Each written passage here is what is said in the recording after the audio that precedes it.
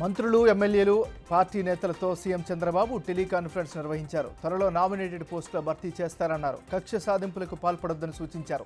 అభివృద్ధి సంక్షేమం రెండు కళ్లుగా పనిచేద్దామని దిశానిర్దేశం చేశారు. అహంకారానికి దూరంగా బాధ్యతతో చిత్తశుద్ధితో పనిచేయాలని సూచించారు. ఉండవలలో నారా లోకేష్ రెండో రోజు ప్రజా దర్బార్ నిర్వహించారు. ప్రజల నుంచి వినతులను స్వీకరించారు. ఎన్నికల ప్రచారంలో ఇచ్చిన మాట ప్రకారం ప్రజలు ఎదుర్కొంటున్న సమస్యలను నేరుగా తెలుసుకునేందుకు ప్రజా దర్బార్ ఏర్పాటు చేశారు. కాగా సమస్యలను ఎప్పటికప్పుడు పరిష్కరించాలని వీలుగా ప్రత్యేక యంత్రాంగాన్ని సైతం ఏర్పాటు చేశారు. హైదరాబాద్లో అంతర్రాష్ట్ర గంజాయి ముఠా అరెస్టు అయింది. 164 కేజీల గంజాయిని స్వాధీనం చేసుకున్న గంజాయి విలువ 60 లక్షల రూపాయలుంటుందని పోలీసులు తెలిపారు. గంజాయి తరలిస్తున్న 6 టాస్క్ ఫోర్స్ పోలీసులు అరెస్ట్ చేశారు.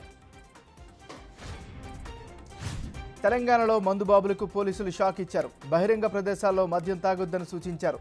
నిబంధనలు ఉల్లంఘిస్తే జైలు శిక్ష తప్పదని హెచ్చరించారు. గీత దాడితే 6 నెలలు జైలు శిక్ష తప్పదని అన్నారు. ఎవరైనా రోడ్లపై ఖాళీ ప్రదేశాల్లో మద్యం సేవిస్తే తమకు డైల్ 100కి ఫోన్ చేయాలని ప్రజలకు సూచించారు. జమ్మూ కాశ్మీర్లో శాంతి భద్రతలపై కేంద్ర మంత్రి అమిత్ షా సమీక్ష నిర్వహించారు. జమ్మూ కాశ్మీర్లో వరుసగా జరుగుతున్న ఉగ్ర దాడులపై చర్చించారు. చోటు చేసుకుంటున్న నేపథ్యంలో అప్రమత్తమైన కేంద్రం తీసుకోవాల్సిన రక్షణ చర్యలపై ఉన్నత స్థాయి సమావేశం నిర్వహించారు. జమ్మూ కాశ్మీర్లో ప్రస్తుతమున్న భద్రతా పరిస్థితి, ఉగ్రవాద కదలికలపై ఉన్నతాధికారులు అమిత్ షాకు వివరించారు. యూపీఎస్సీ ప్రిలిమినరీ ఎగ్జామ్ హైదరాబాద్లో జరుగుతోంది. ఎర్రగడ్డలో 1 నిమిషం ఆలస్యం కావడంతో కొందరు అభ్యర్థులను పరీక్షకు అనుమతించలేదు. దీంతో కంటతడి పెట్టి వాళ్లు వెనుదిరగాల్సి వచ్చింది. రాజేంద్ర నగర్లో ఓ యువతికి కానిస్టేబుల్ బైక్ లిఫ్ట్ ఇచ్చారు.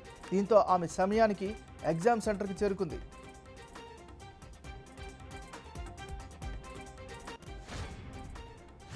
కాకినాడ జిల్లా తొండంగి మండలం కొమ్మనాపల్లిలో డయేరియా కబలిస్తోంది. ఈ గ్రామంలో 40 మంది డయేరియా బారిన పడ్డారు. దీంతో బాధితులకు చికిత్స అందించేందుకు గ్రామంలో వైద్య శిబిరం ఏర్పాటు చేశారు వైద్యులు. మరోసారి వాటర్ శాంపిల్స్ తీసుకుని టెస్టింగ్కి పంపించారు. తెలుగు రాష్ట్రాల్లో ఆలయాలకు భక్తులు పోటెత్తారు. తెలంగాణలో యాదాద్రి, ఏపీలో శ్రీవారి ఆలయాలు భక్తులతో కిక్కిరిసిపోయాయి.